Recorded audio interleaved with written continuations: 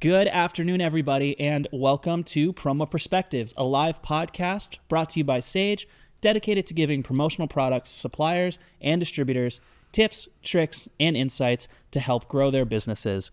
I'm Gib Gotai, Senior Marketing Coordinator here at Sage. We're going to be talking today about how you can use Sage stores to sell more promo in 2025.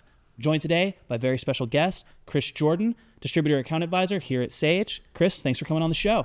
Gabe, thanks for having me. I'm Chris Jordan, Distributor Sales here at Sage. I'm going to be here going on 3 years in March, so coming up on my anniversary. And I'm so excited to talk to you, everybody, today, especially you, Gabe, about stores and how to have those conversations, how they work, and try to ask your burning questions. I'm just excited. I'm sure we've already got some of your customers in the audience today that are familiar with you, gotten to know you. Some of you might have gotten to know Chris up in Vegas a couple of weeks ago at the PPAI Expo. He talked about Sage stores at one of our Sage Experience education sessions. And I know he got a lot of great questions from you guys there. So today we are going to be diving into some of those popular questions and sharing the answers with you here on the podcast. But before we dive into all that, Chris, why don't you just introduce yourself a little more, tell the audience about yourself, your history with the industry and promo in general. Awesome. Another good question. So I've been with Sage going on 3 years. Outside of Sage, I'm a musician, piano player, love the keys. I'll just tell you now, Stevie Wonder is my inspiration. So before you ask, part of having a band is understanding promo a little bit more in marketing and understanding brands. So my band does have a company store, which is cool. So in case you guys are wondering who's a potential fit for a store, it could be your local cover band. It's really awesome to kind of see the power of it as well, because one of the things is you understand that, stores are made up on a brand. The basis of a store has to do with the brand and creating assets of that brand for people to purchase, or receive. So, it's pretty cool to do a show, and then you look out and you see people who are rocking your shirt or your hoodie or your hat or something like that, and you're just like, man, like I know where they got that from. But I got to owe it to my distributor, like people just like you who make it happen. So it's not something I personally manage, something my distributor manages, and it's really cool to see the process, and it makes life very, very easy and helps expand the brand. So throughout this conversation, y'all, if you understand where I'm going with this, is really think about how all your customers who do have a logo, who do have a brand, they care about their brand, is that you have the ability to open up a conversation about stores with. Which is part of the reason I'm really excited to have you, because you and I have talked, we're both music guys, so it was great to talk to you and get some advice on how you handled merch. And I'm sure that more examples from your band store are going to come up in some of the answers you give to the questions today. Yeah. Before we hop into those questions, audience, I've got one for you, and go ahead and share your answers in the chat. We've got Patrick Harvett, our team lead in the Distributor Account Advisors department. He's there to help answer any questions you've got, so engage with him. But here's the question I've got for you. How many of you guys have sold stores or used stores as part of your business model? Go ahead and put that in the chat, and we're going to keep moving on here. So first question I've got for you, Chris, you touched on this a little bit. How do you know if a client is a good fit for a store? Man, that is question 101 right there. The way you know a client is a good fit for a store is, number one, are they buying something from you? Okay.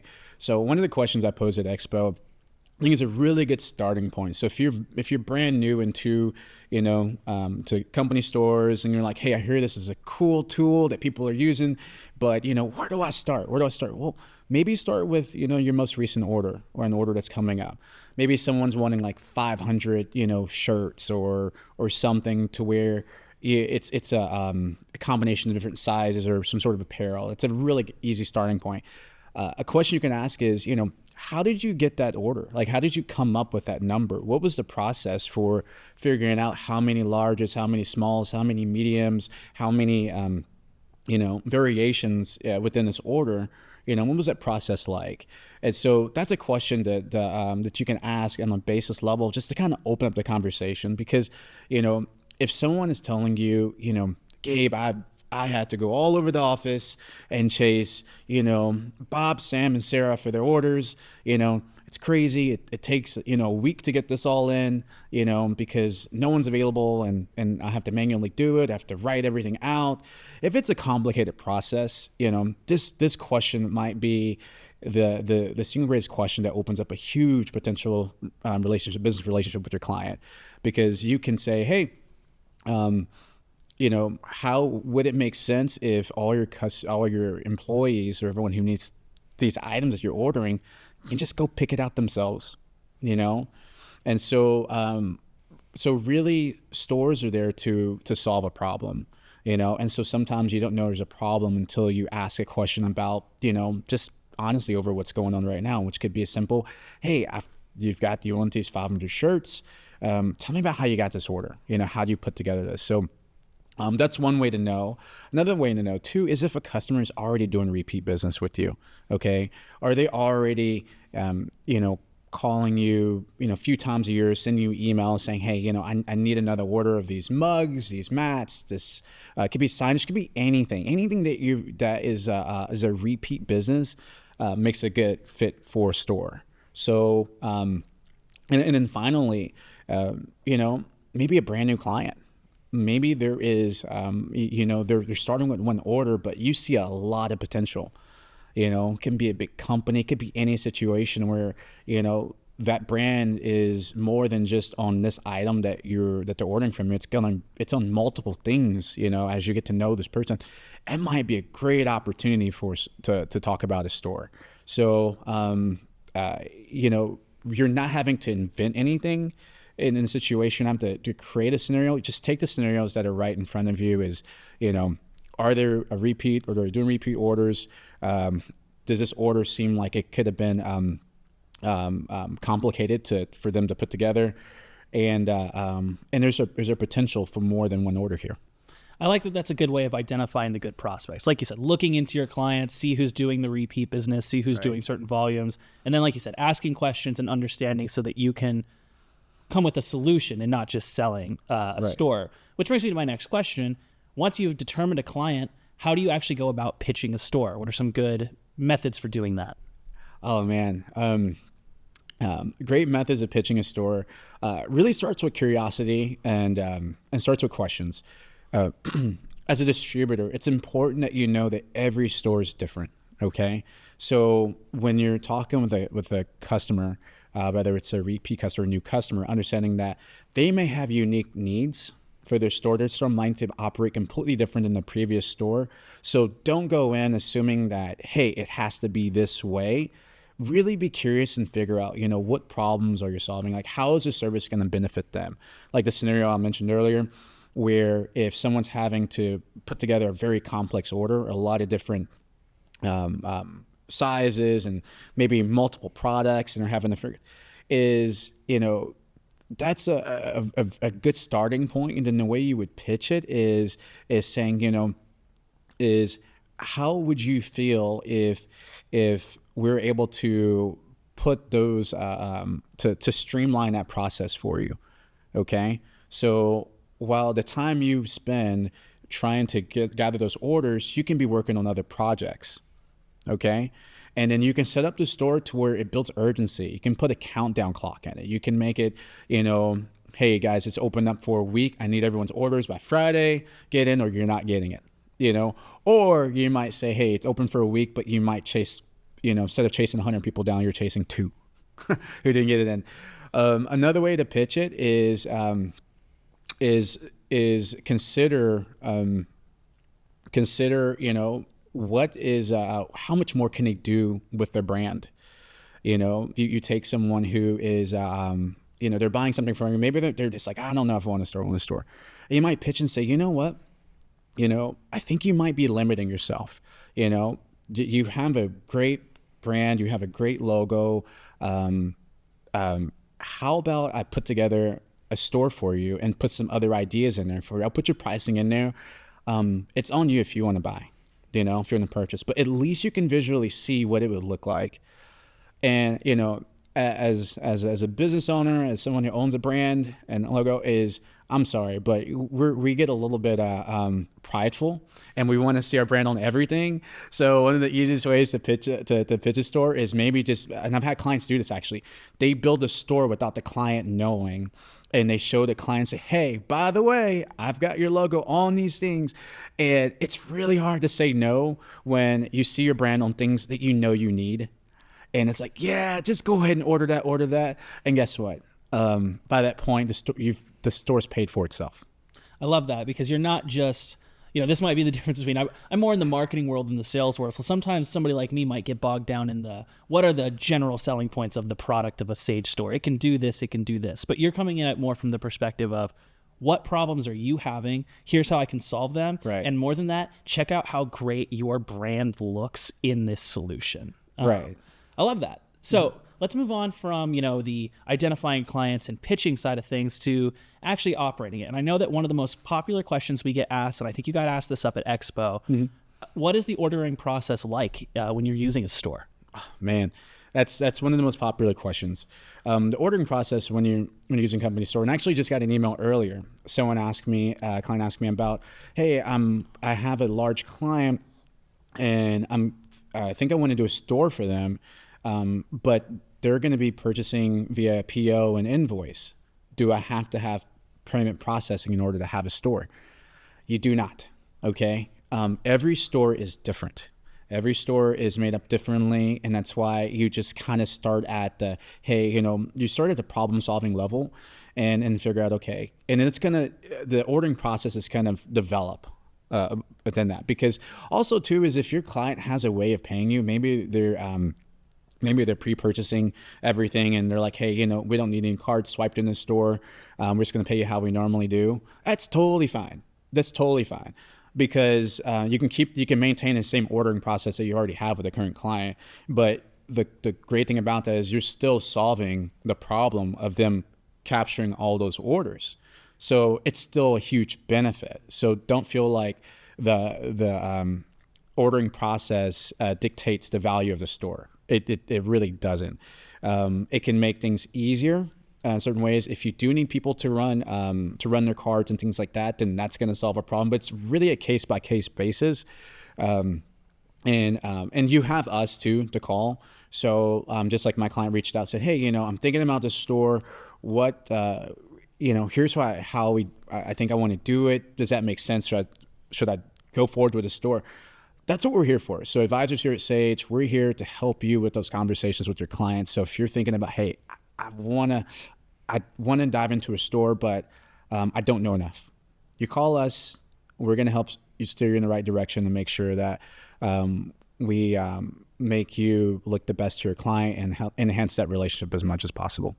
And like you said, there's just so many different potential use cases Right. for a store. And some of our audience might not really be aware of all the different ways it can be used. They might have a preconceived notion of the one way a store can be used. And the end users, they really might not have an idea of all of the different things it can be done for. So I know a question that comes up all the time is, how long can a store even stay up? And how many products can you put in a store? Is there an answer to those questions? Man, again, it's based off your client. We basically see a couple types of stores. We see a continuous store, which is ongoing store, and we see pop-up stores.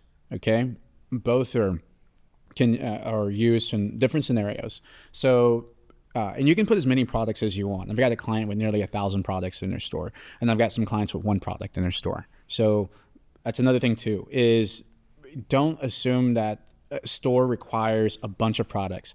It doesn't. You can have one product. It happens all the time. I get a message, hey, I need a pop-up store. I got one shirt. Everyone needs to order a shirt.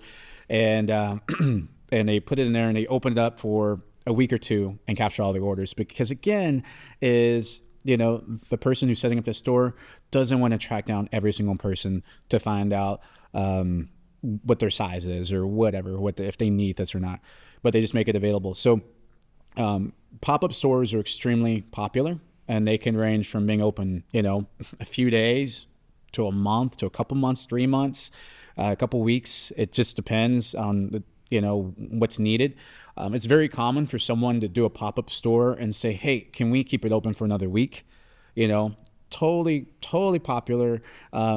You do have a lot of flexibility with stores. So keep in mind that you're not locked in when it comes to timeline. Just whatever makes sense. Typically, what we find when the ongoing stores is someone might either they're purchasing really big orders to reach their the minimums. Or the inventory is pre-purchased, which we'll get to in a moment. So inventory can be pre-purchased, and someone is just like, hey, they are asking for this, and you're just sending it out. Or where the pop-up might be like, hey, we're not going to pre-purchase inventory. We can just pop up to get all the orders in as soon as possible, and then use that to hit the minimum so we can place the order with the supplier. So, but those are great conversations we love to have with distributors over store setup and all that. Well, and like you said, so many different possible ways it can be done. Let's talk a little bit about some of the shipping and handling things. We'll start with shipping in particular. What are some of the different considerations on how to handle shipping and the costs involved, depending on the different types of store that you're running? Gosh, so shipping is that's a very common question on how to set up shipping. Obviously the easiest, best case scenario is if you're sending it to one location, one location, there's one order or something. But there's also situations where stores really come and benefit. And I should have mentioned this earlier, is a client might be a benefit if they have multiple locations, it could be a franchises. So one of the great things about stores is that people use stores is because it creates uniformity in all the products and everything. So, you might have a situation where a client that has multiple locations, and you want to make sure that whenever someone is, each branch has the right shirt, the right logo, the right color, so it's coming from one central distributor, but you can set up shipping to where it can ship to each location based off who's ordering. So it's very customizable. To get more in depth with shipping, you can get pretty creative with it. Some people will build the shipping into the cost of the products. Some people will use shipping tables where, hey, for $20, order $20 or more is going to be this much for shipping. Order $50 or more is going to be this much for shipping. You can do shipping tables, or you can just use more dynamic shipping to where it's based off the current rates and where it's going. But we definitely are with you on helping you make that as simple as possible, because shipping can be complex. I'm going to take a quick second to spin off your answer and do a quick plug there, because something you talked about was, sometimes you roll the shipping into the individual items, and sometimes you might roll it into the cost to the client to set up the store in general. And right. So what I'm going to plug here actually is that, we do some bonus episodes of this show. So first of all, make sure if you're listening to us live, thank you, by the way. You can go and listen to this later. We're going to publish it everywhere you get your podcasts. And on those platforms, we do some extra episodes that we don't have time to do live. On one of those, I'm going to sit down with Brad Gooch of Ideal Incentive. He's a distributor that has made a very successful business offering solutions based around stores. And one of the things that he talked about there that Chris just reminded me of is rolling the costs of some of these things into the prices of your products. He talks about shipping, but also about this is a service that you're offering your clients. You are making their lives easier. You are providing a solution to problems that they have. That is going to take, time, manpower, and effort on your end to set up and run these kinds of stores. And he talked about the importance of rolling that into the cost. Your time is worth the money. The customer will pay for it if you're solving a problem for them. So I just wanted to plug that in there really quick before we kept moving on. It's going to be some great episodes, so keep an eye out for those. Please go subscribe.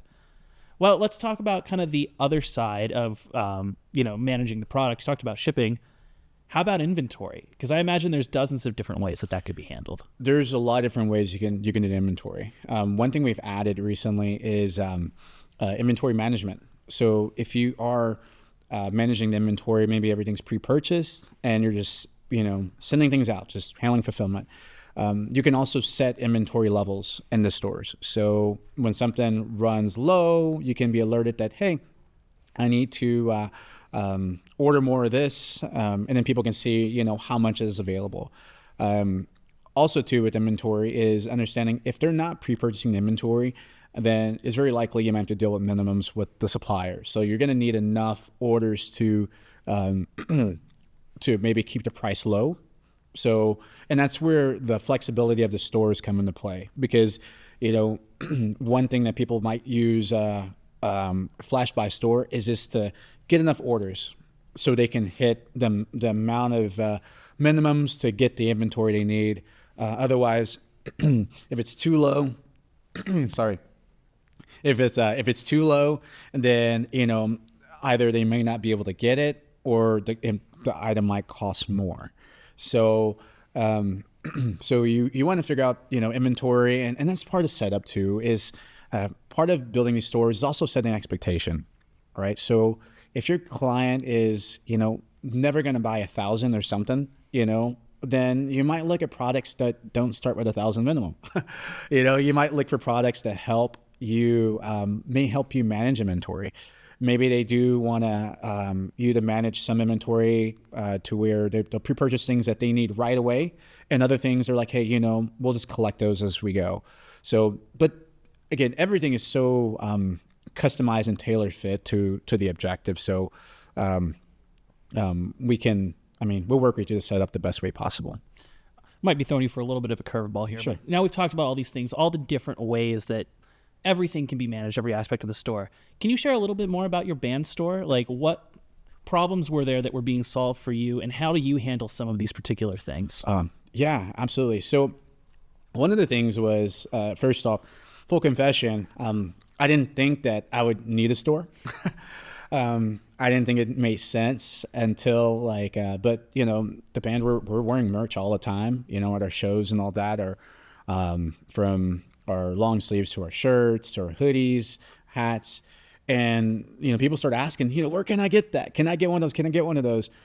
And, I'm not going to take a bunch of stuff to, to a show. I have so much stuff, other, equipment, setting up, all that's equipment, like all that stuff to do. So I can't manage that.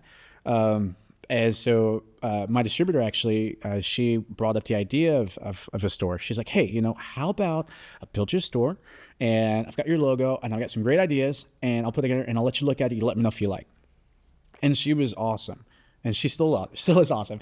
She has, she came up with things that I didn't even think were I didn't even think about, and it fit the Texas climate. It fit,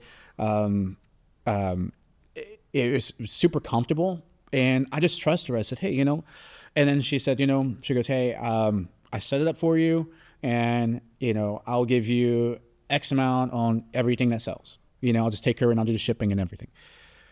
Made it super easy. And so one of the benefits of that is, my band is more powerful. My brand is more powerful because more people will have access to it, to wear it. And for me, being an end user, is I don't mind paying a fee to have that. I don't mind. It's really cool. It's no sweat off my back. If anything, it makes me look good. If anything, it gets me another gig, because people think like, man, they must really like these guys. They must be really popular, because look, there's all these people with their shirts on and all that with their logos. So, so one of the things that the problems it solved is brand awareness. Just people just being exposed to the brand. And also too, when the problem it solves is it helped our fans become more connected to us. Okay. And so, and that's kind of our connection, guys, is that, when we look at stores, there's so many different ways to approach it from a marketing standpoint, and even a selling standpoint, is that it does build connection. So whether the store is for a company and the employees internal that get to wear the swag or the merch and all that, that builds camaraderie, builds up the culture, builds up loyalty. And then it works externally as well, is that, people outside of a company who are liking the swag, the merch, the promo, it builds up their loyalty to it too. So, that's the goal for every brand, right? It's to build loyalty, build trust. And the more you're exposed to it, the more you see it, the more it builds. Well, before we move on to just kind of last thoughts, audience, hope you've been getting some good information out of this. I think we might have a little bit of time after we do our last thoughts for Q&A. So start popping those questions in the chat, and Chris and I will try to take a look at them if we have some time. But, Chris, before we do that, do you have any last thoughts or ideas that you want to share with the audience? Absolutely.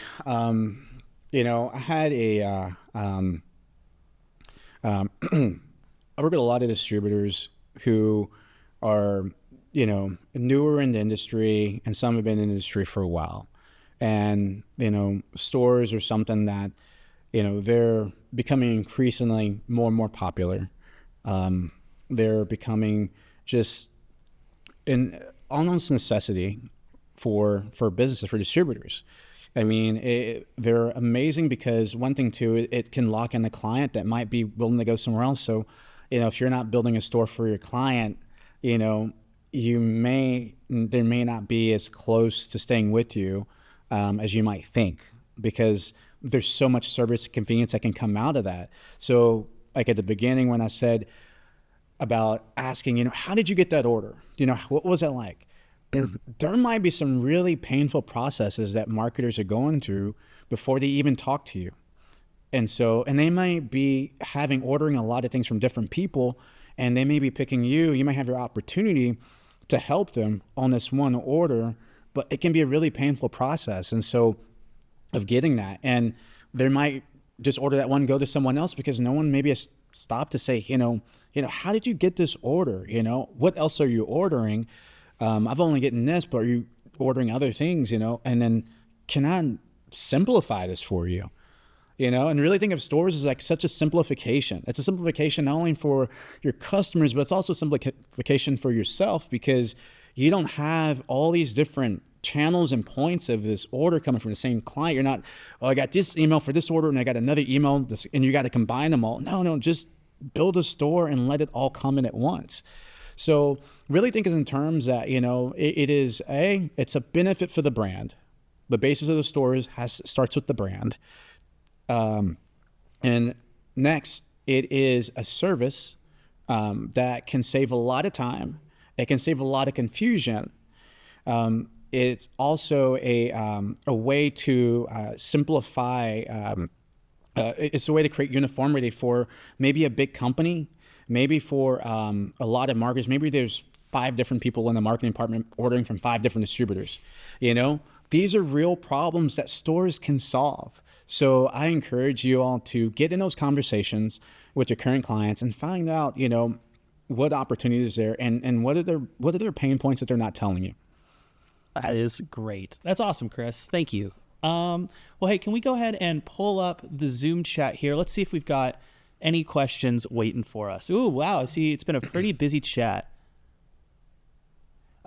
No idea how to set that up. Is there a video or way to learn how to set up a store? I know we do have videos on our YouTube channel and in our knowledge base on SageMember. I would think, Chris, maybe the other best option is to get with a distributor account advisor, right? Absolutely. So you can get with an advisor, and SageMember, we do have a, you can click on Site Store Manager and then click on Create a New Site. We have some starter stores. So if you want to have like one that's kind of already started and kind of work on that, you can do that.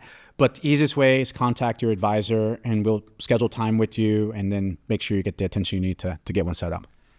Another question we got there, Chris, is somebody here says they've done several stores, but can you remind me and share with the audience the difference between using an actual store and using just a showroom? When would you use one versus the other? I love that question.